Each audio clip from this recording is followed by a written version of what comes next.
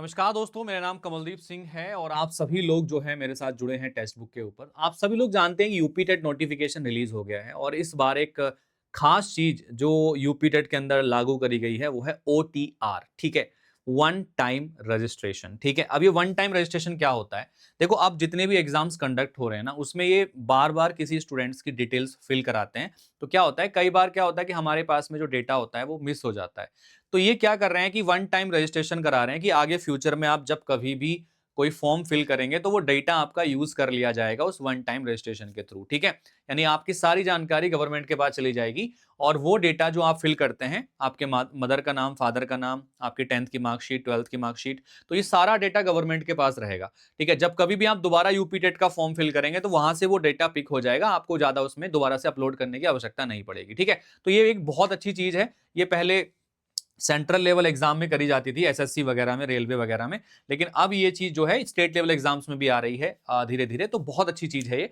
अब करना कैसे है, क्योंकि काफी लोग नए हैं यूपी टेट की परीक्षा देने के लिए, उन जानकारी नहीं है, तो मैं बता देता हूं करना क्या है। देखो, सबसे पहले आपको जो है एक वेबसाइट है वन टाइम रजिस्ट्रेशन के लिए, जो है आपका ई परीक्षा करके। तो आपको इस वेबसाइट पे जाना है, ई परीक्षा वेबसाइट पर। ठीक है, मैं आपको दिखा भी देता हूं एक बार। देखो, ये जो है ई परीक्षा वेबसाइट है, आप गूगल पे सर्च करेंगे ना यूपी टेट ओटीआर रजिस्ट्रेशन, तो ये ई परीक्षा वेबसाइट आ जाएगी। इस पे क्लिक करेंगे तो आपके पास ये वाला ऑप्शन पूरा का पूरा खुल जाएगा। यहाँ पर रजिस्ट्रेशन के लिए पूरा स्टेप बताएगा। पहले रजिस्ट्रेशन होगा, फिर आपको लॉगिन करना पड़ेगा, डिटेल को वेरीफाई करना पड़ेगा और जो डिटेल्स हैं उसको फिल करना पड़ेगा, फिर बाद में आपका वैलिडेट हो जाएगा और ओटीआर जनरेट हो जाएगा। ठीक है, इसमें सबसे पहले रजिस्ट्रेशन के लिए क्या क्या चीजें चाहिए होंगी आपको वो बता देता हूँ।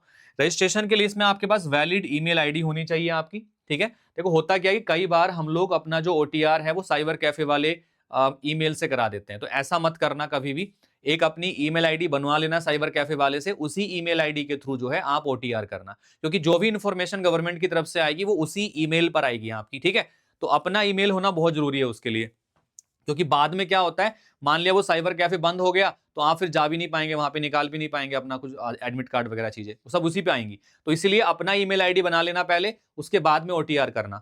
तो ईमेल आईडी होनी चाहिए आपकी, वैलिड मोबाइल नंबर होना चाहिए आपका, आधार नंबर होना चाहिए 6 डिजिट का, और लास्ट 6 डिजिट चाहिए उसके आधार नंबर के।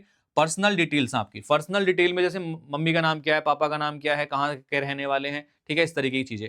एक और चीज इसमें ध्यान रखना कि आपका जो मोबाइल नंबर है वो आधार कार्ड से लिंक होना चाहिए। ठीक है, फिर यहाँ पर एक ऑप्शन आता है नीचे, तो ये तो डिटेल्स है जो आपको चाहिए यहाँ पर। ठीक है, अब इसमें कहां से करना है, need to open the OTR. ठीक है, तो इस पर रजिस्टर नाउ पे क्लिक करेंगे तो आपके पास ये वाला इंफॉर्मेशन पेज खुल जाएगा जहां पर आपको डिटेल फिल करनी है।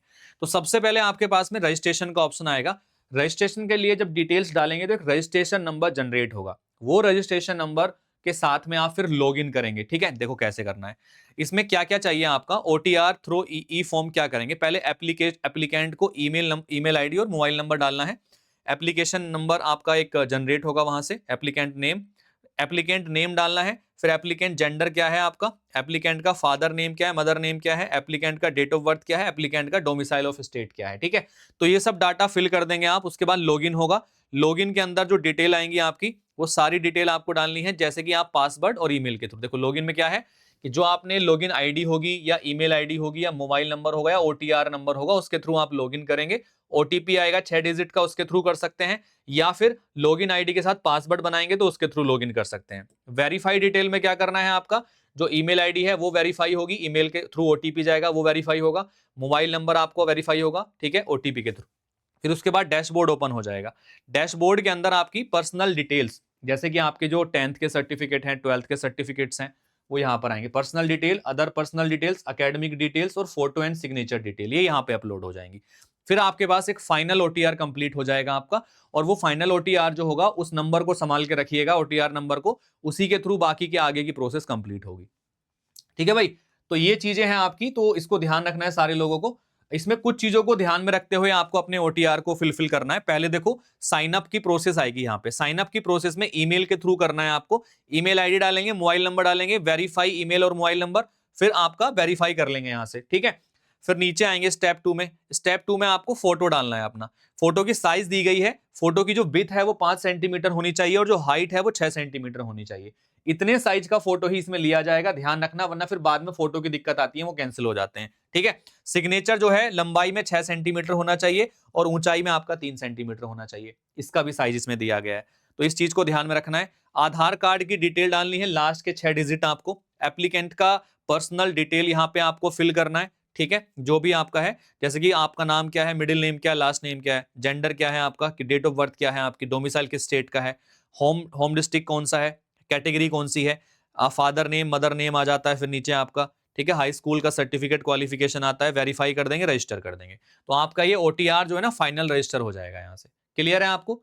तो ये चीजें आप कर लेंगे तो आपका ये ओटीआर रजिस्ट्रेशन बन जाएगा और इस ओटीआर रजिस्ट्रेशन के थ्रू एक नंबर आपको जनरेट होगा, ओटीआर नंबर। जब आप फॉर्म फिल करेंगे यूपी टेट का तो आपको केवल वो ओटीआर नंबर डालना है, फिर आपकी पूरी डिटेल उस फॉर्म में ऑटोमेटिकली चली जाएगी। ठीक है, आपको अपनी तरफ से फिर कुछ नहीं करना उसमें।